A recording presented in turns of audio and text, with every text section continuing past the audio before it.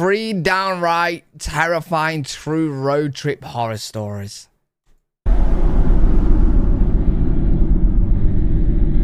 Road trip.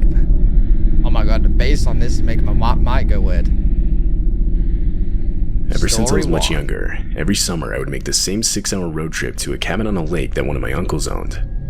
Somewhere during my childhood, it became tradition for basically everyone on my mom's side of the family to go up there as a sort of mini vacation together. It was fun. I never really disliked it. I would get to spend a lot of time with my cousins, some of which I was really close with. Really, the only part I didn't like was the drive to get up there. Like I said, it took 6 hours, which might not seem like a lot, but when you're making the drive all by yourself with nothing to keep your mind busy, I don't care who you are, those 6 hours feel like forever. Anyway, this whole story takes place when I was making the annual drive up to my uncle's cabin. Never been on a 6-hour trip. I usually try to take the trip in the day, but this year, I of course had just gotten off of a long shift and was expected to be at the cabin the next morning. This forced me to take the drive through the night, something I wasn't exactly excited for. The highway I'd be on for most of the drive saw almost no activity during the day, let alone the night, and it went through a deep forest filled with densely packed trees. Believe it or not, I would usually go the whole drive without stopping. Imagine breaking down this time I didn't have a choice. I was near halfway through the drive when I realized my gas gauge was on empty. Uh-oh. This irritated me. I'd let my brother borrow my car while I was at work, and he had told me he filled it up. So he either forgot or was straight up lying to me. I began paying attention to the exit signs looking for a gas station. I don't think he's gonna be lying. I wasn't gonna make it much further. I didn't really have the luxury of picking and choosing which gas station to stop at. Oh, he's on about so I was just planning on stopping at the first one I saw no matter what. Fast forward a few minutes, and finally I saw a sign for a gas station off the next exit. Though it was. Yo, don't all people check their gas when they go into the car? Like, isn't that like normally the first thing you do? Especially if you go on a long road trip, bro. Like, why are you not checking that? An official road sign. It was literally a picket sign stuck into the ground with the words "gas station next exit" spray painted on. It was a little sketchy, but I mean, people do the same thing with like fruit stands on the highways, so I ignored the oddity of it. I pulled off the next exit. Nah, he's getting water pumped into his car and charged for gas. But I didn't see anything right away. I kept going, far enough to where the road went from smooth pavement to dirt, still surrounded on both sides by trees. Eventually, illuminated by my headlights, I could make out a gas station building on the right side of the road. But I quickly realized the place looked 100% abandoned, like as if it hadn't been open for years. The gas pumps had all been taken out, most of the windows of the building were shattered, and the roof was caving in on itself. There was no way I could get any gas here.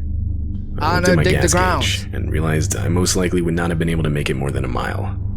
I pretty much had given up at that point. I called AAA, gave them my location to the best of my ability, turned off my car, and stayed put. I wasn't expecting them to be quick. I mean, I was basically in the middle of nowhere. Yo, how do you go on a long road trip and just not check? Not check, that's crazy. All I could do was sit and wait, so that's what I did. This went on for 30 minutes. My eyes were just now finally starting to truly adjust to the darkness I was in. I found myself just staring at the abandoned gas station building from inside my car. And I don't know if my eyes were playing tricks on me or what, but I swear I could see movement inside the building. Crackheads. I started to panic a bit, knowing that I wouldn't be able to get far should there actually be some sort of threat nearby. I kept my eyes on the building, hoping to prove myself wrong. That's when a distant voice yelled out in a whispered tone. "Hey buddy, come over here." Hell nah. I had my windows open just a crack because of the heat, so I was able to hear it perfectly. My eyes instantly shot to where the voice came from. There was a figure just standing near the left side of the building.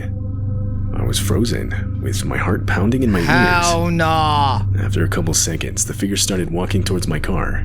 But again, I was frozen, and I didn't and felt like couldn't do anything. Unfreeze me! He got close enough to my passenger side window. He whispered inside. "Hey, are you looking for some gas?" I could now just barely see the guy. Yo, aren't weirdos just absolute brain dead? Mate, the gas station's abandoned and you're gone up to him asking if he wants gas. Where are you going to pull it out from? Or maybe he's hustling gas on the side. He was wearing winter clothes. The dude looked homeless. I hesitantly responded saying, yeah.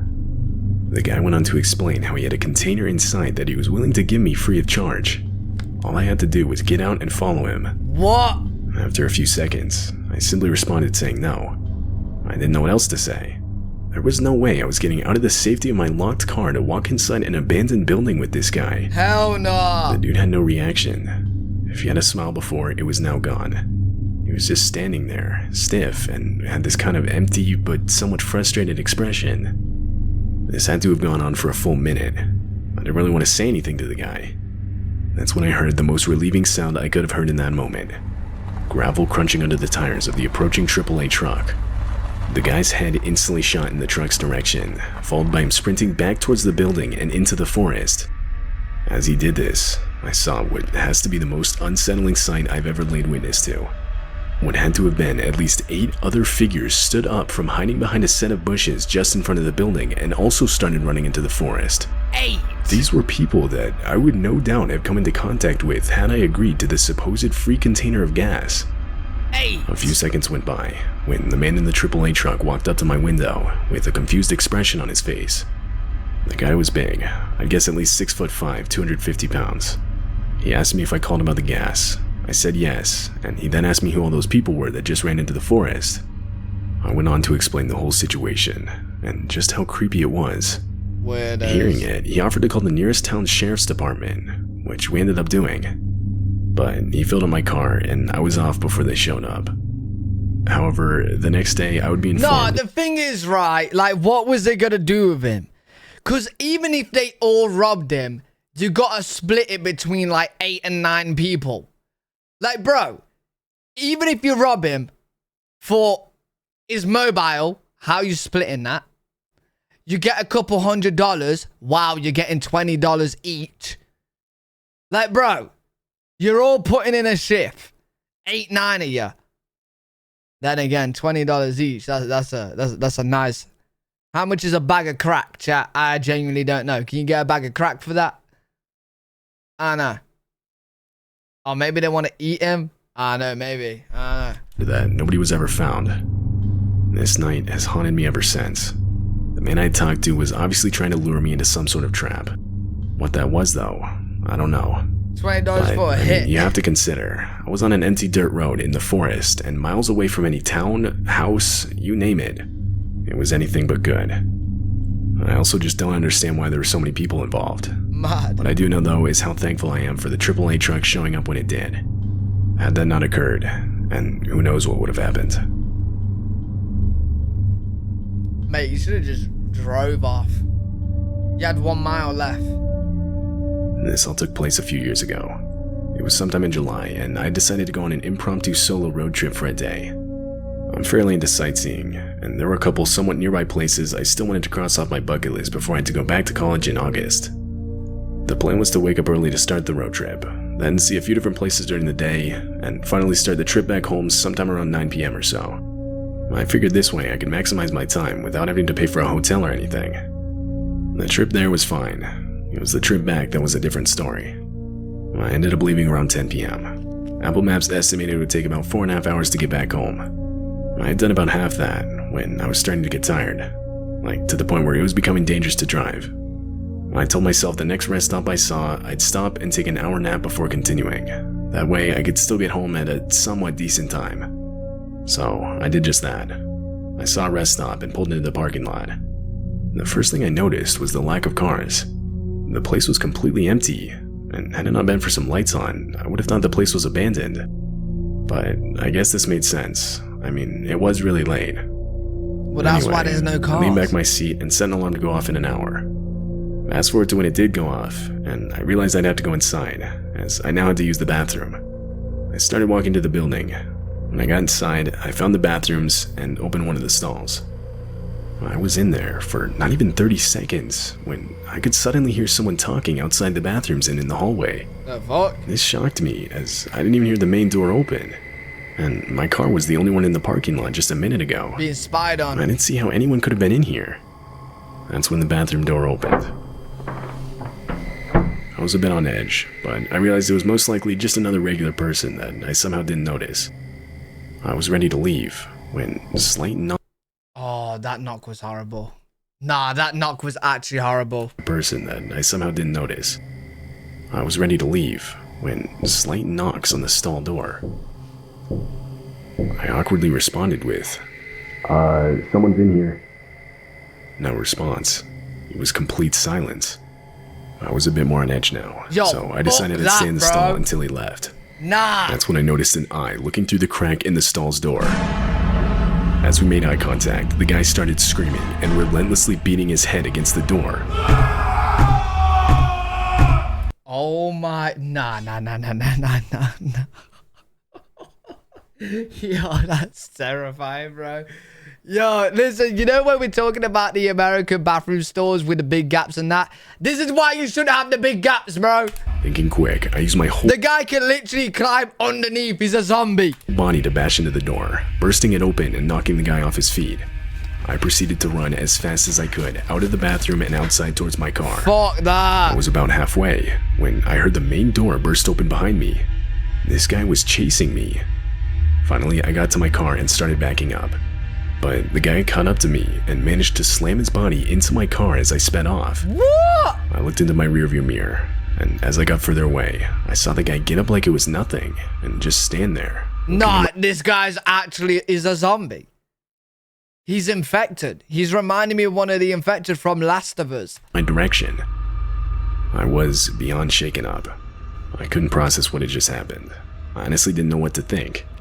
You always hear about crazy stories like this, but never once think it'll actually happen to you. Hell no. I probably went a good 30 over the speed limit the rest of the way home. Needless to say, I went... Wait, what do you mean you've gone 30 over the speed limit rest of it? I don't think... No, he probably is chasing him. He's probably somehow stuck a GPS on him and he's chasing him at superhuman speed. Be falling asleep driving. I was now completely filled with adrenaline. I still have no idea who that guy was, where he even came from, that's terrifying. or what his problem was. Though, if I had to guess, I would say it was probably some homeless guy who just wasn't right in the head. But then again, what homeless person would be all the way out in practically the middle of nowhere next to the highway? Yeah, no, It didn't he make was sense. on drugs. All I know is I've never stopped at a rest stop since, and I plan to keep it that way. But, hey, just get a porta potty. Put it in the toilet, you're all good. Every year around the holiday season, my extended family would get together and collectively chip in to rent out a nice house to spend the holidays together. There were actually a lot of us that would join in, and I was no exception. I always looked forward to it. This year, everyone decided to rent out a house in Arizona. I would be going straight from college, so I'd be driving alone. Typically, I'd opt to fly, but I wanted to have a car down there, as renting them over long periods of time can get pretty expensive. The trip would be around 8 hours, with most of it being on a stretch of freeway in the middle of the desert. When I was about 5 hours in, it had gotten completely dark outside. Literally all you could see was what was directly in front of your headlights. It was a bit eerie, yet relaxing at the same time. It's hard to explain, you just kinda have to do it yourself to understand what I'm talking about. Anyway, cut to around an hour later, and I began to notice this car that had been behind me for a few hours. Now, when you're on the only stretch of road in the middle of the desert, usually you don't bat an eye to a car following you for hours on end. It's not that far off to assume they're just going to the same city. Right. But this time felt different. I had started to notice the car getting closer and closer to my bumper, like literally what had to have been an inch away before abruptly backing off just to do the same thing over again. Okay. This would go on for a while, and the more it did, the more uneasy I felt. I mean, it was genuinely starting to scare me.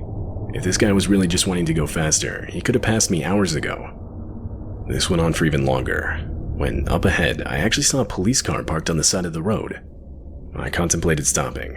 A part of me felt like I was just being paranoid about the whole situation, but ultimately, I decided I would stop anyway. I pulled up next to the officer, and he asked what I needed. I told him everything that had happened. I also told him how I might have just been being paranoid, but surprisingly, he took my claims very seriously. He went on to explain how it's actually not uncommon for unsuspecting drivers to be targeted and have their cars stolen on these empty highways. Mad. He then offered to follow me, as I guess a way to make me feel safer. I would of course accept his offer, so off we went. This went on for a few minutes, before, disturbingly, I could start to make out the car that had been following me, now up ahead in front of me and waiting on the side of the road. Right as it saw the police officer following me, it booked it in the other direction. And not long after, the police car went from following me to turning around and chasing the vehicle with its lights and siren on. Hell yeah. Get his I was ass. once again alone. The police officer's suspicions were correct. Why else would the car have just been waiting for me? And a better question, why would it have run from the police? This whole thought still haunts me to this day. I still have no idea whether the Wait, how do they even steal cars on the road though? Like, do they start like trying to ram into them and break the car? Because like, if I'm in a car and someone's following my car and being weird, I'm just gonna speed off. Do you know what I'm saying? Like, how are they actually gonna rob me when I'm in my car? They block the road? Well, then I'm just gonna run them over. I'm in a car. Like, if I'm in the car and they're coming up to the car, I'm just gonna put my foot on the gas and just go. car was caught or if it got away. I never got the cop's name, but whoever he was, I'm extremely grateful for him. I still think about what could have happened had I not stopped to talk to him. I'm mad scared though. Scary. They'll wait for you to run out of battery. Mate, I've got portable chargers. I'm all good. Solar panel on the roof. I'm chilling.